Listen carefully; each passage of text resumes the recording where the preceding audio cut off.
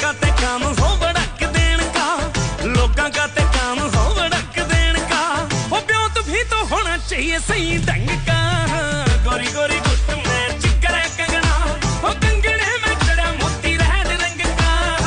गोरी गोरी गुट में चिकर कंगना, वो कंगने में जड़ा मोती रहद रंग का।